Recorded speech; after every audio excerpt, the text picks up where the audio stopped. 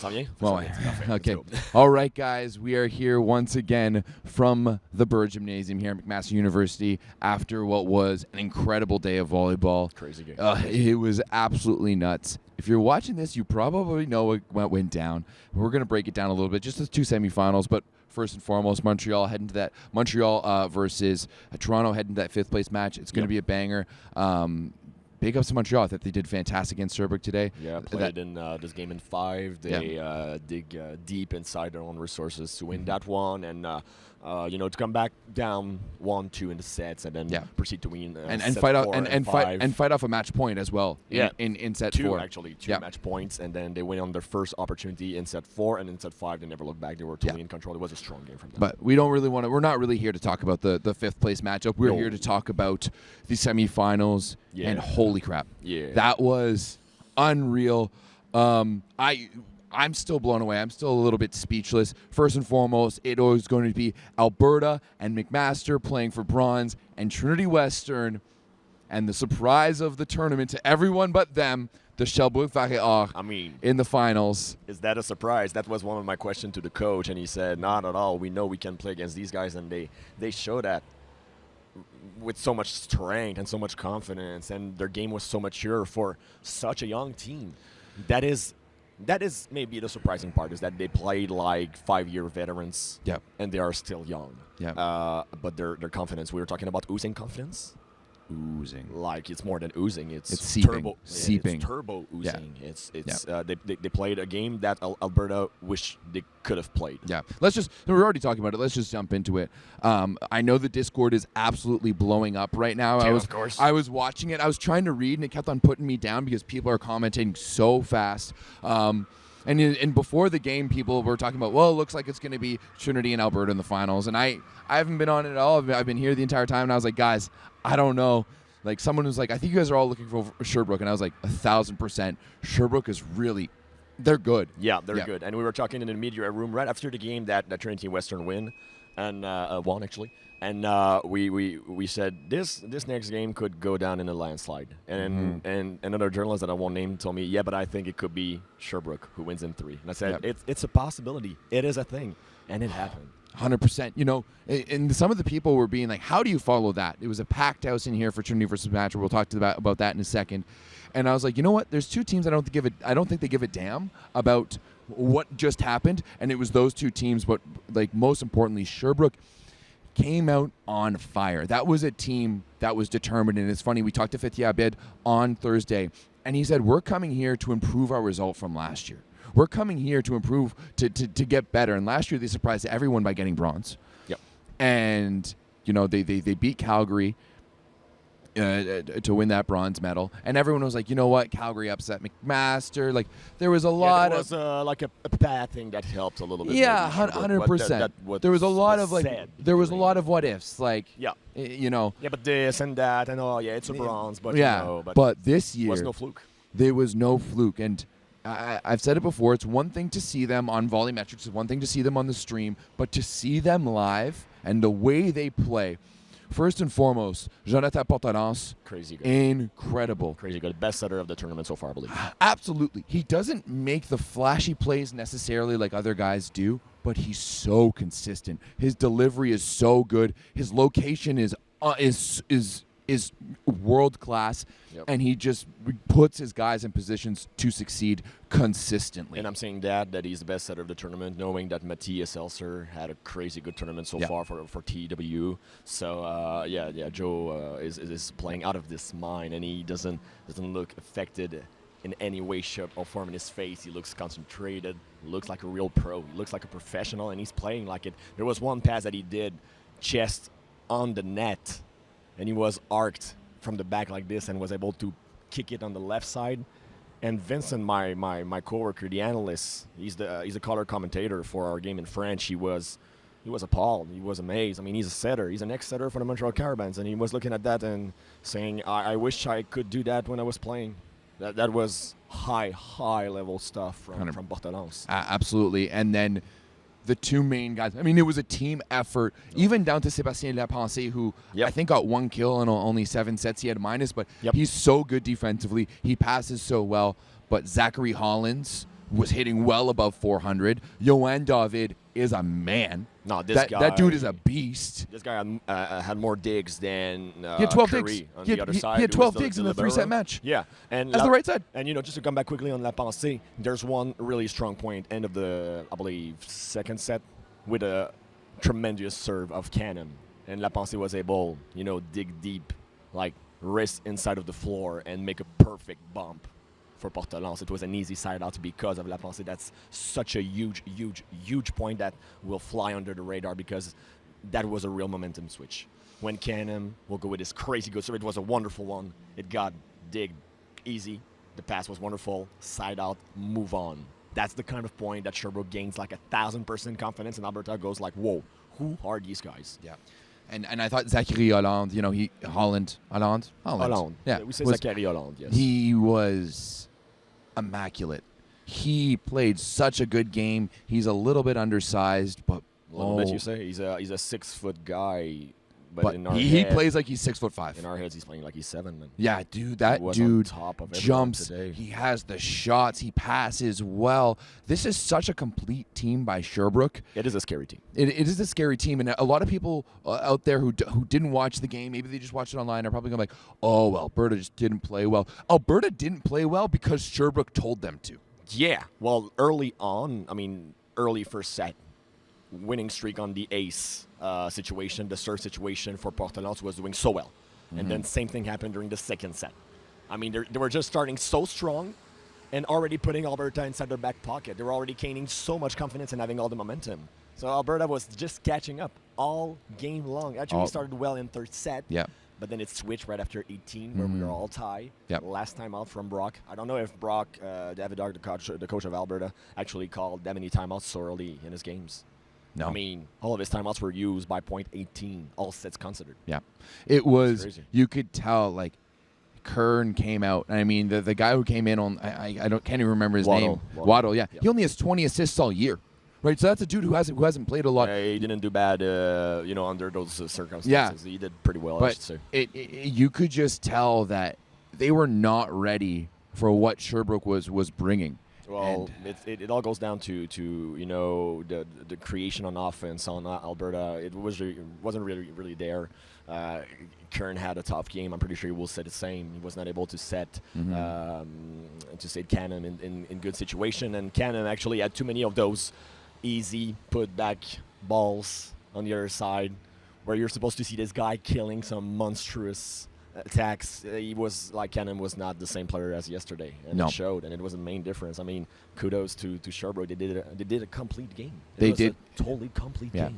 Anyone who says right now that Sherbrooke fluked their way into a national final has no idea what they're talking about. None whatsoever. And that's a game that from now on and forever, you have to remember that this team can do a lot of strong things in tournaments, even if they play in the RSEQ. It's getting better and better down there. They're a young team. Next year, if they get to the to the championship again in the final 8, you have to take them seriously. 100%. This game is the proof. Mm-hmm. It is just the proof that you needed to understand that this team is for real, and it's more than for real. They have a clear shot tomorrow. Yep. It's going to be hard. It's going to be hard. Absolutely. The Spartans are playing with so much confidence, and it showed today. Yeah. But if there's one team who can actually take them down, it's Sherbrooke this season. 100%. You know what? I even after that match, I went up. The Spartans coaches were there, and I asked, guys, tomorrow's going to be fun. And they looked at me, and I'm not going to say they're scared, because I would never say that about the Trinity Western Spartans. But they looked at me and they go, "We have a lot of work to do tonight." They don't know the team. They didn't play them, and then they got beaten by Alberta. And I know it's going to be like, I'm not supposed to do that statistically and in sport analysis, but they got beat by Alberta in the finals. And Alberta got dominated by Sherbrooke. So if you follow the path, you see where I'm going. I'm not saying that Sherbrooke is going to dominate tomorrow. I think that's what you're saying, no, I'm just saying that, holy hell, if you're in TWU right now, you're Adam Schreimer, you're Ben Ball, Joel Jansen. Yeah, you're all the guys looking at this, and it's not just a challenge. It is a damn big challenge. 100%. One that the Spartans can actually overcome. I'm pretty sure they got a team for it. They are well-rounded, and it's going to be a complete game on both sides. Mm-hmm. But it's a challenge. Yeah. There's no easy way to the finals then. No, there absolutely is. Like, you are going to have to play your best against this Varreal team because you know what? They don't give a damn who's on the other side of the net. They're going to play their game. They're going to put pressure on. They're going to game plan well. Fethi Abed, I would run through a wall for this man, and I just met him on Thursday. Yeah, of course. The first time we saw him around the table, you and I were together. Yeah. I didn't know the coach. I knew who he was with his name and his face, but I didn't see him. I never meet the guy. And then we keep talking for like maybe 10 minutes? And I was like, okay, now I want to enroll with the Varreal. Yeah, absolutely. I want to play. I've still got 4 years of eligibility. Let's go. Let's go. Let's do this. What a boy. I'll do whatever you want. Let's do this. I want to be part of this. He's just and when we asked players after the game today, what's the difference? What's the main difference between 2 years ago and now? Coach. Absolutely. Could you, as someone who knows ICQ volleyball so well, could you have ever imagined that Sherbrooke volleyball would be this good? That would be this dominant? Not 5 years ago. Not 4 years ago, no. Pre-COVID, absolutely not. No. And all due respect to the Varreal, who had a good program and were doing great things, and they were giving some really good efforts and good games against the Rouge et Or and the Carabin. Yeah. It was actually a 2-team league back then. And all of a sudden, it's a 3-team league with a new king in town. It's Sherbrooke now. They try to beat these guys. It's going to be hard. I mean, Montreal, who played today, a really, really good game. Yeah. They played really good. Very well, yep. I'm not sure they win against this Varreal that we saw today on the floor. No. Gazi Guidara told us on Thursday, the Montreal head coach, that he thinks the RCQ has surpassed the OUA. Yes. I thought that was a bit of a pop on Thursday. Yeah. I don't know if it is anymore. I'm not sure. I don't know if it is anymore. I'm not a big fan of doing rankings. I know that the Canada West is usually stronger by the way they play the game. But now you got to realize one thing: those Quebec guys, they are a pain in arses, pain in the ass. They're just playing like these kind of guys who come to the party and ruin it for everyone. And it's fun. I'm super happy to see a McMaster team who played well today. Sadly, they had to lose, but. McMaster is playing well. The OUA is getting better. RSCQ is obviously having some major steps right now. I'm going to be the first one to say it. I say it right now. I think the the OUA is taking some steps back compared to what they were in the 2010s. When you think about some of those McMaster teams, some of those Queens teams, possibly Ryerson, Western, possibly all those programs. And what we're seeing from the RSCQ right now is a revelation, and it's exciting. But I love it. The thing that I don't like about ranking the conferences is that we have the proof right now that it can switch in a heartbeat. And like you just blink, and all of a sudden Sherbrooke is dominating on the national level. So we could say, RSCQ right now, then maybe they are a little bit ahead of the OUA. Yeah, but you know what? Let's say that you have a new coach in any team in the OUA, and all of a sudden they become like the best team around. It is a possibility. You can see right now with Sherbrooke. So, I'm kind of iffy with ranking conferences because it can switch so quickly. 5-year eligibility situation for players, blah blah blah. So right now RSCQ are playing better than OUA. I don't think it means a thing in long term. No, just right in this moment. Right now, in this moment. I mean, the Quebec teams, they played like hard, crazy, and good. Absolutely. Sherbrooke, they dominated yesterday against the Lancers. They dominated today against Alberta. It means something. Montreal had a crazy good game against Trinity Western. Their best game of the season statistically. Per their own coaches, played really good, and they went in OT twice in 3 sets against TWU. I mean, and they played today where they were able to come back from a deficit and show their resilience and win in 4 and then in 5. So, I mean, the Quebec guys. They showed this season they're here to compete. 100%. All right. Well, let's switch now to the first semifinal. It was loud. It was loud in here. I mean, I went out to go pick up my Uber Eats outside, and there was papers all over the wall that said that tonight's match was sold out, and you couldn't find a seat. No. There was bangers in the crowd. Yep. The MAC alumni had a symbol that they were banging. I made the mistake of sitting underneath it for a couple of points. What you did, bro. It's the best angle to shoot clips from. Yeah, but you had to suffer. And I did. I only was stay there for like 2 points, and I was like, bro, I can't do this anymore. But that is 5 straight matches that the Trinity Western Spartans and the McMaster Marauders have met at the national championships that the Spartans have won in 4. Right? And as per the script, as we've seen in this gym now 3 times, Mac wins the first set. Yeah. Trinity wins the next 3. Yep. Trinity, though, they wanted this game, and you could tell they were respecting Mac. They were going hard for it. Just an all-around fantastic game by the Trinity Western Spartans. Mac played very, very well, but just not enough in the tank for that Marauders team to get past the inevitable hump that is the Mount Everest that is the Trinity Western Spartans. Not able to close sets No. will kill you in any game, and it showed today for McMaster. But the most important thing is that on the Spartan side, there's one guy who had a trouble with the crowd. It's sadly their center, Corey Shanaher, who he had some difficulties on serve, but actually ended well the game. So that I'm super happy for the guy. He did well at the end with some key blocks. But all the other guys, all the remaining guys on the starting 7, they like the noise. Like Brody Hofer, he told us after the game, I liked it, and you could see it actually before his first set of the game. He was like just nodding. He was nodding right over here. I saw him. I was looking in his eyes. Killer instinct. This guy is just the best killer around. And he was like, yes, yes, yes, and it was loud, crazy loud. Right now, my voice is hurting because of that game. I've got some halls for you. Don't worry. And he was just nodding and nodding. And late in the game in the third set, after that late timeout on the other side, came back, 2 aces right down the throat of the opposing team, and he was just looking at the crowd and like, yep, I just did that. For him, it was just a game. It was just a fun time. Yep. It was the same for the Elsa brothers. Yep. Just playing like crazy. Like there was not a real flaw when they tried to develop any attacking opportunities.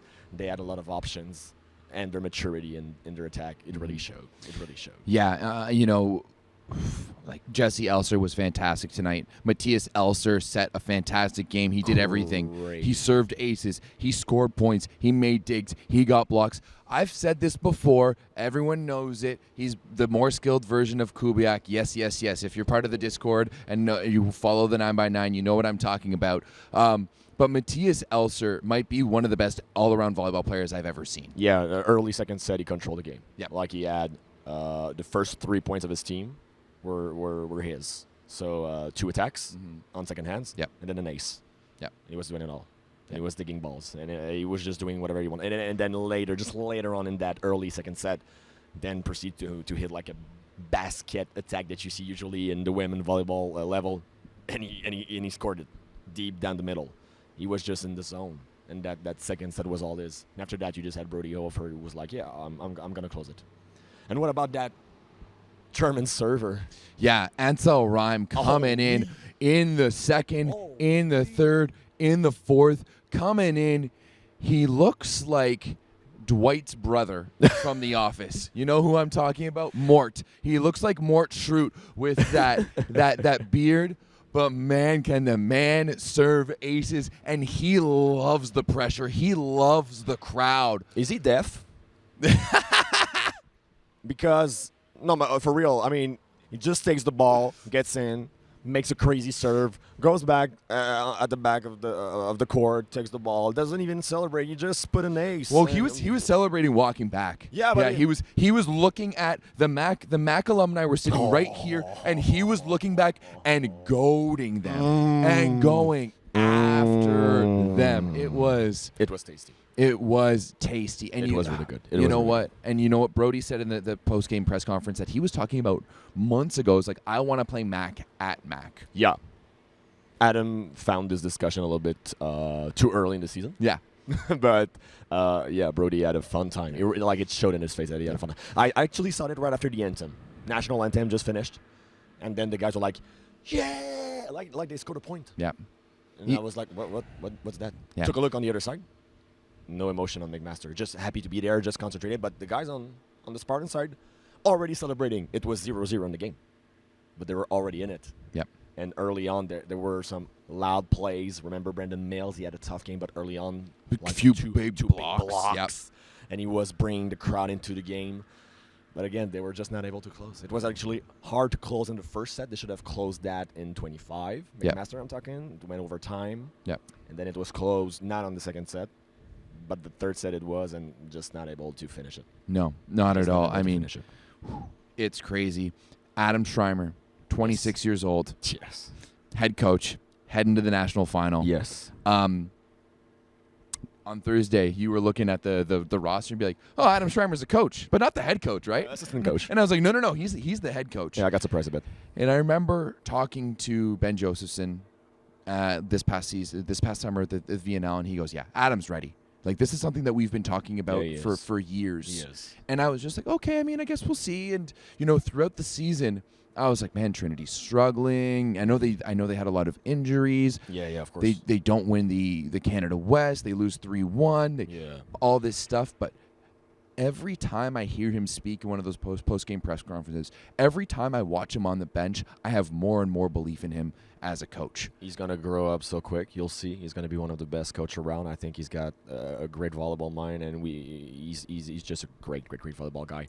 And I think that this first season, having a lot of veterans of the team, with Jesse Elser and then with Brody, who's playing crazy. I believe Brody is his fourth year, but he's not playing afterwards. I mean, he's coming in with some key players who are friends / players / I need to They're be brothers. a boss. They are brothers, Right? So, Like, I know there's multiple sets of brothers on the team, yeah, no, but they are like 25. brothers. Yeah, and even with the coach. So now it helps for the first season. I don't think that Adam will have this opportunity in the future with his future rosters. He'll have to become a coach. He'll have to become that mature guy that overlooks on the player. Now, right now, he has a good situation that helps him to be that kind of coach and learn at the same time. And they had learning moments during that season. Even Brody Ofer and Adam Together as a team, as a combo. They had learning moments together during the season. It was really good for the progression of Adam. But when I talked after the game, I talked with Adam, and I said, "Is it harder to play in that situation as a coach or as a player because you went in McMaster 5 years ago as a player and you know how hard it can be?" And he told me, "Well, it's easier for me right now because I got so much confidence in the guys." And it says a lot. It means that as a coach, he's pushing the right buttons, but the buttons are already that good, already golden buttons. You understand? Yeah. It's going to be different in the next few years. Yeah. He's going to lose 2 key pieces in the next year. Now we're overlooking the finals. We shouldn't do that, but I believe that Adam will grow, and it's a perfect start for him. 100%. That situation, I mean. Absolutely. A little bit of adversity throughout the season, and they're just they're doing so well here at the national championships. Exactly. Now, there's to set it up for a little bit tomorrow, bronze medal, McMaster versus Alberta. 2 things. First and foremost, I may be a bit of a curse for the Alberta Golden Bears. Yeah, you're a curse for everyone, I should say, actually. You're that kind of guy. On that, man. I'm sorry. But someone has to say it.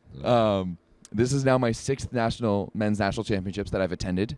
They have never made the final when I've attended. Yeah, I mean, McMaster fans are kindly saying to you GTFO. That's Alberta. Alberta's mean, sorry. Yeah. Alberta, yeah. Alberta, they're saying GTFO. Yeah, I'm sorry to the Golden Pandas. I apologize. Golden Bears, you mean? No, that's an inside joke. Golden Pandas is an inside joke for you? Yeah.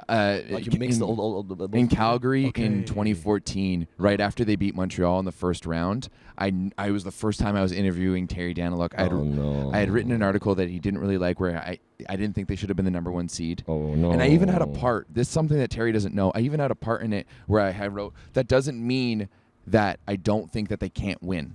Right, but they hadn't done great in the regular season, and they had won the Canada West, and I just thought, like, I think McMaster should have been the number 1 seed. They had been undefeated all year. And in that press conference, it wasn't a press conference; it was an interview, and I was like, I'm here with head coach of the Golden Pandas, which he has never let me forget. That's why Brock at the interview on Friday was just like, I'm not going to make the joke because it's a well-known, it's a well-known joke. Okay.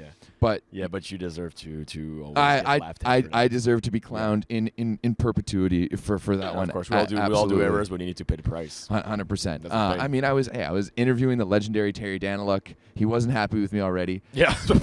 Literally, he was like, "You're the man who wrote the article," and I was like, "Yeah, I know." And we went at it after the bit. I was like, "Can I still get an interview?" He's like, "Yeah, sure." No, man. And then I called them the Golden Pandas. So that was great start for me. Like kicking the cans in the rain. Exactly. But I have also never seen, and I cannot remember the last time when, with so many years now, for a decade of McMaster, Alberta, and Trinity being the top 3. Yeah. I can't remember a time when Alberta and McMaster have played each other. And it's going to be a good game. It's going to be a great game. Of the coaching situation in 100%.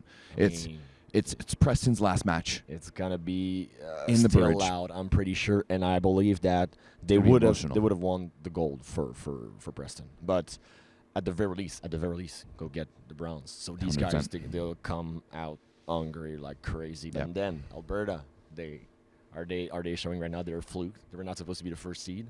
Should have we won the West? Blah blah blah. They're gonna come out as well as hungry as ever. So there's two very different demeanors between the two teams right now. Talking to some of the MAC players, they're going like, "Hey, you know what? We have a game. There's a medal on the line tomorrow." They reset quickly. Yep. I saw Dave Preston laughing and smiling after the game, which is not usual for him after a loss. I don't know how long it was because I saw him right after the game and he was not having a lot of emotions. Yeah, understandably so. But he kind of flipped on forwards, but I did see him laugh and smile a little bit. So you know that he's getting ready for that next one. And he's a nice guy. He's one of the best. He's a really, really nice guy. But when after the Alberta game, you saw I saw tears. I saw guys who were crushed. I saw them dejected because they were expected to be in the final. They're the defending champs. They're the number one team in the country. They're the Canada West champions. That's a team. They had a hard path to the finals, however. The seeding was not fair to them. Saskatchewan didn't play that well in the first round, let's be honest, but it's still a big team to beat. They played Toronto in the first round. Oh, no, sorry. Toronto, yeah. No, but you're talking about Alberta. I'm talking about McMaster. Oh, sorry. Yeah, McMaster. Okay. They were playing against the Huskies, and then it was a hard first round. It was hard for them. Yeah. And then to get finally to this point and to I'm not sure if these guys are feeling like it was a letdown. I think they played well. Kudos to Fujisawa. I think he had a really good game at the setter position. But it's hard for them. I mean, with Preston's situation and the crowd and everything, you must be bummed down. Yeah, I don't think the MAC guys were in the crowd. They were talking to their friends and family. Yeah, everything. I think they're gearing up. Right. I hope so. I'm not entirely sure if I don't know if the Golden Bears are. Right. They were as I said, there was tears on the bench afterwards. Yeah, I saw. They were dejected. They were staring off into space. They were. We didn't see the fight from Alberta that we saw from McMaster. Right? They didn't get their asses handed. McMaster didn't get their asses handed to them the way that Alberta did. Yeah, Alberta, right? it's a reality check as well. 100%. That game was a reality check as well. On top of everything, we saw Landon Curry limping around like. He got injured when he tried to reach for a ball that was near the bench. Yeah. The scoring table. The scoring table. Yes. Yeah, so I believe he hit his foot or something. So there's going to be a lot. There's a lot. I'm not entirely sure. I'm not confident of how we're going to see this Alberta team. They are really missing Braden Friesen right now. Even Zachary Hollande brought it up in the press conference, that was a different team when we played them in preseason. Yeah, of course, we're talking about a guy who's playing pro right now in Kosovo, I think. Yeah, he's playing pro.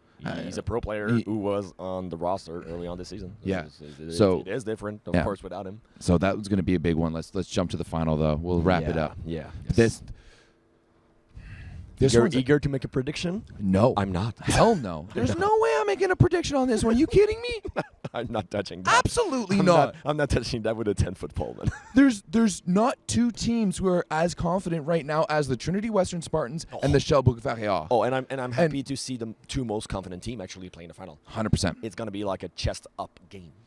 Oh, they're going to be like two gorillas, two King Kongs beating their chest on the Empire State Building. Yes. This is like King Kong versus Godzilla out here. Yeah, I'm not sure how Sherbrooke will respond. I think early on, the Spartans may have the edge because of all the possibilities on attack. It can come from all different positions, and the fact that you can go one side to Ofer, the other side to Elser, Jesse this one, and Jesse had a really strong game. Mm-hmm. He was attacking the ball so high. Ofer is Ofer. Do I need to say more? It's quite different to see such greatness from both sides of the floor. And all due respect to Isaac Kieslinga, who was a great player, but it was not his best game. And hasn't been his best tournament at all. And Jordan Canham was not really put in position to succeed today, so it was hard for them to really match the power and the greatness of the Sherbrooke team today. But if tomorrow Sherbrooke face today's Spartans team, it might be harder early on. However, See, it is the team that has the most confidence to face that challenge 100%. and go over it. Yep. And prevail. Yep. So. I'm actually going to disagree with you. I think that Sherbrooke is going to have the advantage off the hop. They came out flying against Windsor. They came out flying against Alberta. Yes. Trinity Western was like slow coming out against Montreal and lost the first set. They traditionally are not a great first set team. Right? Okay. So I think, Okay. it was funny because I was messaging with TJ Sanders during the game. A little name drop there. Just bragging a bit because TJ is not texting me because he doesn't listen to the French broadcast. So TJ, I don't even. Yeah, TJ, please reach out on Facebook Messenger. I'll connect you guys. No, and he was like, "What do you think?" And I was just like, and this was in the second set, and I was like, "Sherbrooke wins it in 3, or Alberta wins it in 5." Yeah, right? we were saying. Yeah, I was saying the same thing. Yeah. And Sherbrooke is a team that just has so much belief, and so far, neither of the two teams they've played have had that belief at all. Yeah, okay, right? I see. So, yeah. if they open that door a little bit for Trinity, and let the Trinity Western like ball start to roll, things might go a little bit differently. Yeah, but it's the team, like I said, who can come back from a down situation of a roller coaster ride. Yeah. They have that confidence. They don't mind. You saw it today. They Yeah. were down 3 points, or believe me, even more than 3 points in the third set, and they came back, they battled back, and they won it all. So, I mean, I think early on the energy and the experience of the Spartans will show. However, if you start the game with Portelance on serve, I mean, this guy will start and he'll just go with 4 dingers right down the middle and like, yeah, all right, let's play, guys. I'm here. I'm ready. This guy made a name. That guy made a name for himself. On the floor this tournament. 100%. 100%. I was calling Portelance in the first game. I was calling him the spoon that stirs the pot for Sherbrooke. Yes. Because he does it all for them. Yes. That's what it was clear for me from watching them on Volleymetrics and whatnot. But man, there's so many matchups like Portelance versus Matthias Elser. Gonna be great. Ooh. Two of the two best setters in this This tournament. is gonna be sexy. Yeah. Henry Rempel against Yoann David. That's down, boy, down. Boom. That is gonna Boom. This is what we're gonna see. that is gonna be. Someone might get hurt.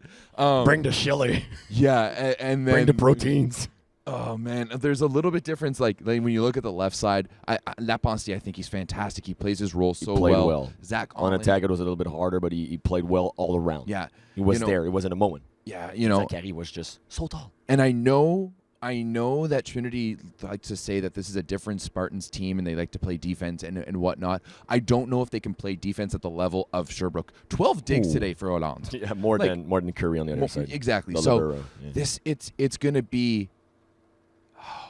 It's gonna be quite a battle. And should I even say that Portelance is the MVP of the tournament so far? I don't want to jinx it for him, but would you say that there's a clear chance? I would say that I think he's number 1 on my ballot right now, as of right now. If Sherbrooke wins, he is the player of the tournament. Oh, easily. No, that's a no-brainer. But I'm saying easily. Like, I think that right now after 2 rounds, he's the guy. He's the dude. He's a dude. He's a dude. He's a dude. He's a man. Yeah. He's playing like one. Yeah. It's just. Yeah, I gotta tip my hat for this guy. He's doing all the right calls, doing all the right plays. Mm-hmm. And you love to see that from the center. Yeah, and they talked about it in the press conference. Like he just doesn't miss sets. He doesn't miss. No, that's what Johan said. He's like, yeah, I never saw him playing bad, so I don't know what to say. It's quite normal for me to see him like that today. I mean, it tells a lot about the guy. Yeah. Can't wait for tomorrow. Yeah. Like, you got to be there, guys. You got to be there. If you're not there, watch it on the broadcast. I unfortunately won't be on the good games. Sad for you, sir. Yeah. Moment of silence there. Yeah, let's move on. Yeah, and so maybe you want to check out the French broadcast. Yeah, why not? Francis and Vincent do a fantastic job. And we're bringing a lot of energy. If you do understand a little bit of French, why not?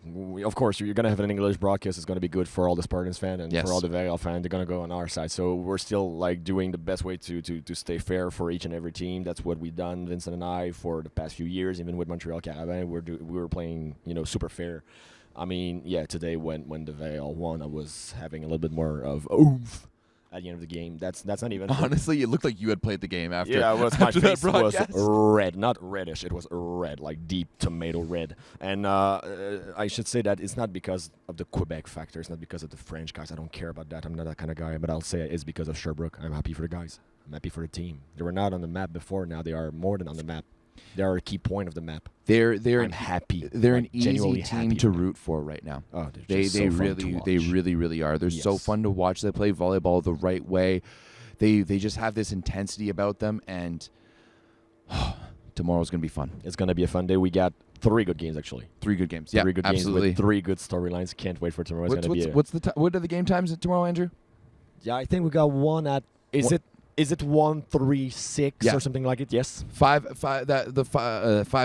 place match. I'll be on that one. Yep. Between Toronto and Montreal. That one's going to be 2 classic teams. Yeah. 2 teams in blue. Scrappy It's going to teams. be. It's going to be a good one. That one goes in at 1. Yep. At 3 is going to be the bronze medal. 2 of the storied programs in this country. And they want to McMaster redeem. Marauders They want to redeem right and the now. Golden Bears. You know that the Marauders are going to want to finish with a medal around their neck Yes. with Preston's. That one is going to be. It's gonna be emotional. We're gonna interview Preston no matter what. I've been told, Of course. and I really want to do it after a win. I really want to do it after a win. Nothing against Alberta. It's just that the Preston No. effect is the Preston effect. Absolutely not. Nothing against Alberta. I have Yes. so much respect for Brock. I used to revere him when he played for the national team. I'll say this. Preston is a wonderful guy. Brock, I loved him. I love him to death, and I've known him for 2 days. Yeah, He's and just he's you know, he's a cool, nice. Canham guy. is a guy that I've known since he was young, playing for the Mavericks. Yep. And I'm so happy for him to be the player of the year. But just for the storyline, I want Preston to win. I really do. And at home. And at for home, the crowd. I yeah, mean, all of that. yeah. And then what is guaranteed to be a banger match? It's not the one that everyone was expecting. Nope. It's not Trinity versus Alberta, Nope. but it might be even better. I think it will. The Yeah. way Sherbrooke played, I think it will. It might be. All right, Francis, merci beaucoup. Always a pleasure, man. Always a pleasure. We'll see you guys one last time tomorrow. Yep. Make sure to check it out.